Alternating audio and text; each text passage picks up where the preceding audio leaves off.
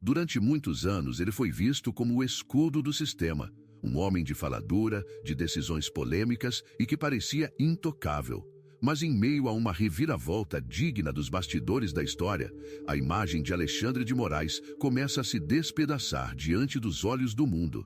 Não como uma escolha do povo, mas como um reflexo de algo que transbordou as fronteiras do Brasil.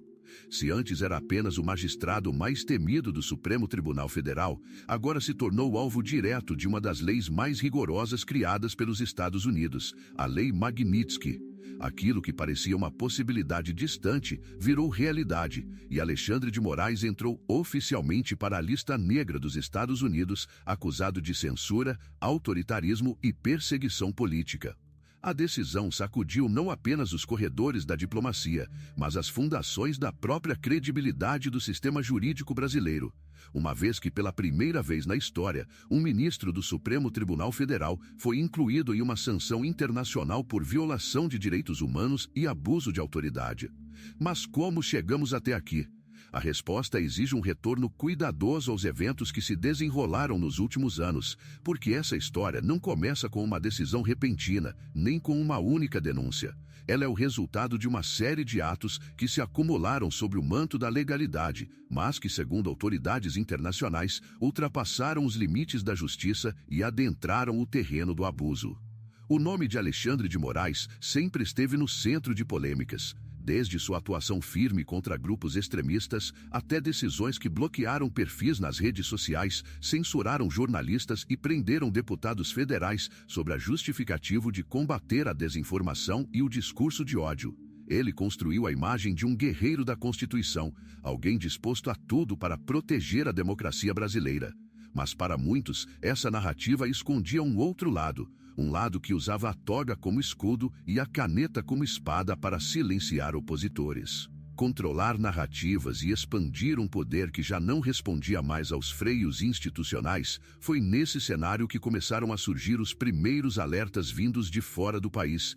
Especialistas em direito internacional, jornalistas estrangeiros e membros do parlamento norte-americano passaram a questionar abertamente os métodos adotados por Moraes, afirmando que sua atuação ultrapassava os limites aceitáveis em uma democracia saudável. E foi então que, pela primeira vez, o nome de Alexandre de Moraes apareceu nos debates sobre a aplicação da Lei Magnitsky, uma legislação criada para punir autoridades estrangeiras acusadas de violações graves de direitos humanos e corrupção estruturada em resposta ao assassinato do advogado russo Sergei Magnitsky. Ela permite aos Estados Unidos aplicar sanções econômicas, diplomáticas e políticas contra indivíduos que tenham cometido abusos em seus países de origem ou atuado de maneira incompatível com os princípios universais da liberdade e da justiça. O nome de Moraes agora estava inserido neste contexto, não mais como símbolo de força institucional, mas como alvo de um processo que o colocaria diante do julgamento internacional. E mesmo que muitos tenham duvidado que isso se concretizaria, o tempo mostrou que a máquina internacional, quando se move, não recua. Ao contrário, ela se prepara, observa, coleta provas, constrói dossiês e, quando age, o faz com contundência. E foi exatamente isso que aconteceu nos bastidores, enquanto o Brasil seguia envolto em seus próprios conflitos políticos e institucionais. O Departamento de Estado dos Estados Unidos avançava em silêncio, montando um relatório minucioso sobre os atos de Moraes, seus efeitos e os impactos sobre a democracia brasileira. E não foram poucos os relatos de censura prévia, decisões monocráticas, prisões sem julgamento devido e perseguição a opositores do governo foram classificados como indícios graves de abuso de autoridade e uso indevido do poder judicial. Tudo isso foi compilado, documentado, apresentado em reuniões internas, até que finalmente, em meio ao clima já tenso das relações entre Brasil e Estados Unidos, o martelo foi batido. Alexandre de Moraes seria sancionado e, mais do que isso, se tornaria o exemplo que os Estados Unidos dariam ao mundo sobre o que acontece quando uma autoridade cruza a linha entre a justiça e a opressão. O que parecia uma ameaça distante ganhou forma concreta e irreversível quando o governo dos Estados Unidos decidiu incluir oficialmente Alexandre de Moraes na lista de indivíduos sancionados pela Lei Magnitsky, uma decisão com efeitos imediatos, mas que também carrega implicações profundas para o cenário geopolítico brasileiro naquele momento. A imagem do juiz impávido que conduzia inquéritos como protagonista do combate à desinformação começou a se transformar em símbolo de excesso de autoridade aos olhos da comunidade internacional. E essa transição não ocorreu por acaso. Foi o resultado de uma série de episódios que, ao longo dos anos, se tornaram marcantes, tanto para quem defende sua atuação como para quem a vê como abusiva. Decisões como a suspensão de redes sociais, a retirada de canais de comunicação do ar, o bloqueio de contas bancárias de investigados e até mesmo um mandado de prisão contra cidadãos sem julgamento prévio foram os principais pontos destacados nos relatórios internacionais. Para os críticos, cada uma dessas decisões ampliava o poder de um único magistrado, criando uma zona de exceção dentro de um regime democrático.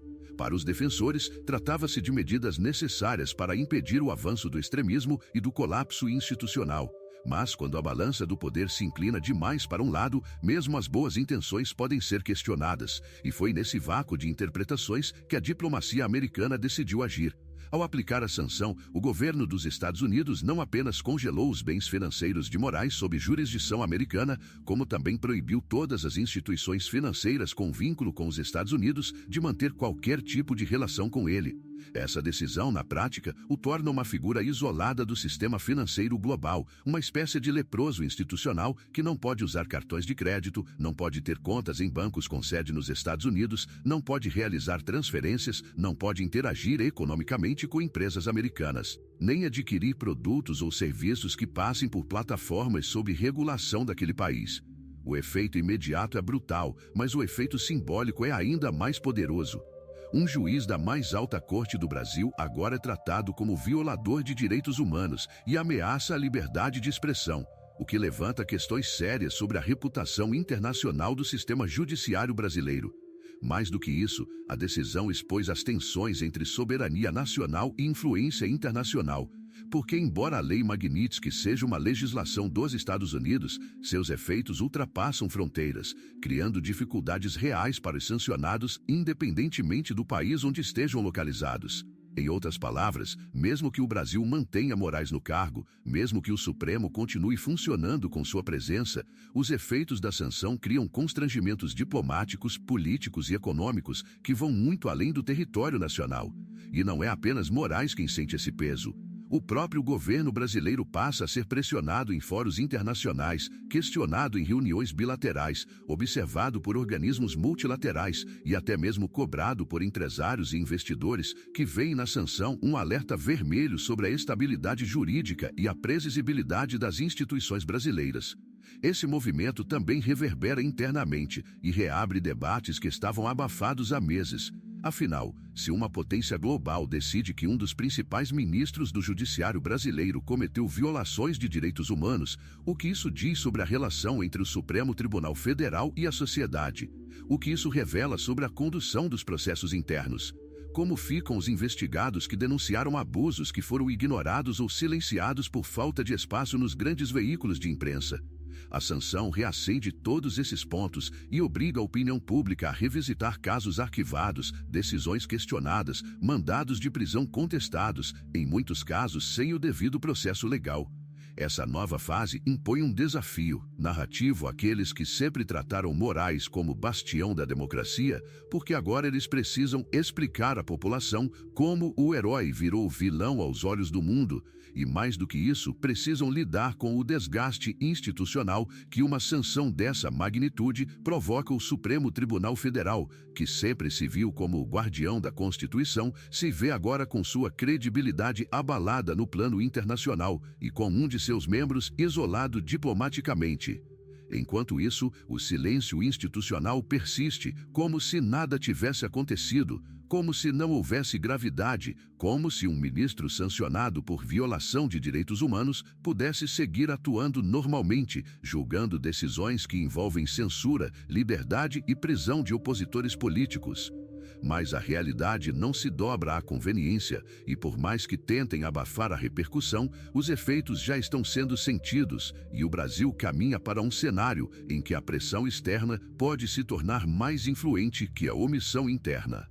A virada que ninguém esperava chegou e não veio na forma de discurso nem de julgamento, mas de um golpe seco na reputação internacional da justiça brasileira. O que estava sendo cozinhado nos bastidores da política global finalmente transbordou para o palco principal, e Alexandre de Moraes deixou de ser apenas um nome polêmico para se tornar um símbolo internacional de censura e repressão. O anúncio da sanção pela Lei Magnitsky não foi feito com alarde nem exigiu grandes cerimônias. Foi direto, objetivo e devastador. Ao colocar Moraes na lista de indivíduos sancionados, os Estados Unidos não apenas carimbaram sua biografia, como impuseram uma humilhação pública raramente vista em democracias consolidadas. O que antes era tratado por parte da imprensa brasileira como teoria da conspiração virou manchete internacional, e o nome de Moraes estampou jornais de todo o mundo com descrições que o classificavam como autoritário, perigoso e abusivo. Para muitos, foi o ponto final de um ciclo que começou com ações justificadas pelo combate à desinformação, mas que aos poucos foi se transformando em uma cruzada de poder pessoal, marcada por decisões unilaterais, censura prévia, perseguição política e intimidação a adversários. Esse novo rótulo imposto por uma das nações mais influentes do planeta desmonta a narrativa construída nos últimos anos de que tudo estava sob controle, de que o sistema funcionava, de que as instituições estavam em pleno funcionamento e de que não havia nada a temer. O que se viu a partir da sanção foi um silêncio desconfortável por parte das autoridades brasileiras e um esforço quase desesperado por parte de alguns veículos de comunicação para tentar relativizar os efeitos do que aconteceu. Mas a realidade não pode ser moldada por conveniência. Quando um ministro do Supremo Tribunal Federal passa a ser tratado como ameaça à liberdade de expressão, o mundo observa. Quando autoridades estrangeiras revogam vistos, expulsam familiares e impedem conexões financeiras com uma figura da mais alta corte, o mundo registra, e quando esse mesmo mundo começa a usar o nome desse ministro como exemplo do que não se pode fazer em uma democracia, o estrago está feito e não há nota oficial que reverta isso. O curioso é que todo esse movimento de desgaste não partiu de opositores internos, não foi puxado por movimentos de direita, nem por discursos inflamados da base conservadora brasileira. Ele veio de fora, orquestrado por instituições com alto nível de influência global, baseadas em relatórios técnicos, jurídicos e diplomáticos. E esse é o ponto mais sensível da virada. Não se trata mais de narrativa política, mas de reputação internacional. E no tabuleiro da geopolítica global, reputação é mais valiosa do que discurso, em qualquer idioma. Mais do que isso, a sanção abre um precedente perigoso para o próprio Brasil. Se os Estados Unidos podem sancionar um juiz do Supremo por violar direitos humanos, o que impede que outros países façam o mesmo no futuro? O que impede que organizações multilaterais questionem decisões judiciais internas com base em tratados internacionais? E como fica a soberania nacional diante de um cenário em que decisões internas podem gerar reações externas dessa magnitude? O Brasil entra em uma zona cinzenta, onde a independência dos poderes é confrontada pela exigência de respeito aos direitos fundamentais em escala global.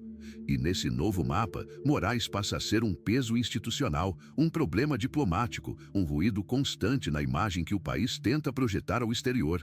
Ao mesmo tempo, cresce a pressão sobre as instituições brasileiras, que agora precisam decidir se vão sustentar essa narrativa até as últimas consequências ou se vão reconhecer que houve excessos e que é preciso restabelecer o equilíbrio institucional.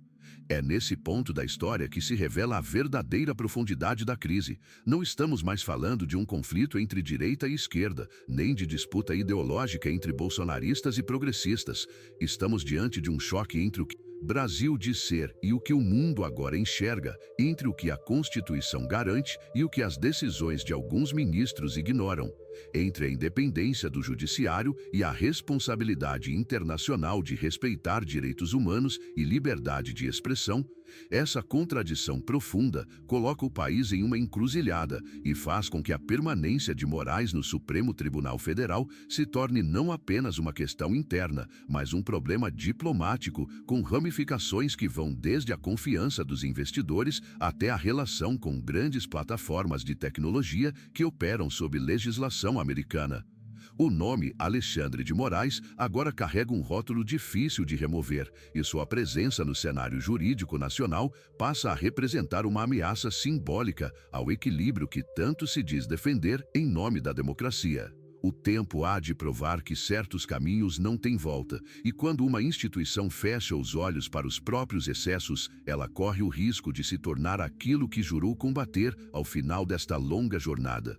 O que temos diante de nós não é apenas um magistrado sancionado por um governo estrangeiro, mas sim o retrato de um sistema que perdeu a capacidade de se autoquestionar, de se autocorrigir, de reconhecer que até mesmo quem veste a toga pode errar e, quando erra, precisa responder como qualquer outro cidadão.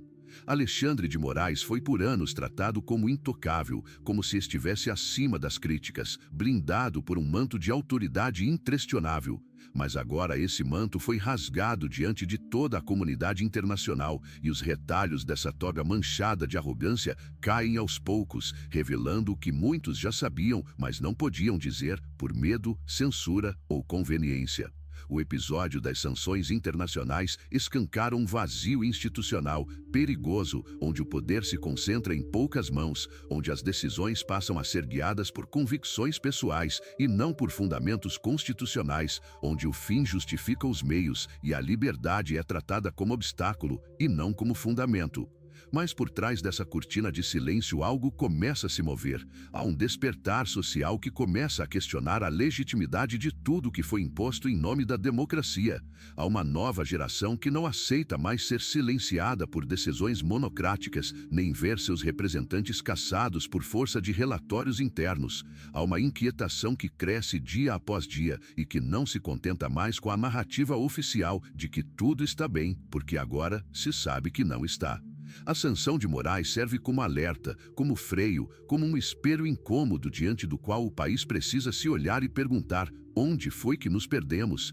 Como chegamos ao ponto de um ministro da mais alta corte ser visto lá fora como ameaça à liberdade? Como permitimos que decisões judiciais fossem usadas para moldar eleições, controlar plataformas e silenciar vozes sob o pretexto de combater o ódio ou proteger a democracia? São perguntas que exigem respostas, mas mais do que isso, exigem coragem. Coragem para rever práticas, coragem para restabelecer o equilíbrio, coragem para reconhecer que justiça sem freios é tão perigosa quanto injustiça institucionalizada. O futuro do país não pode ser guiado por interesses pessoais, nem por vinganças de toga, nem por acordos de bastidor.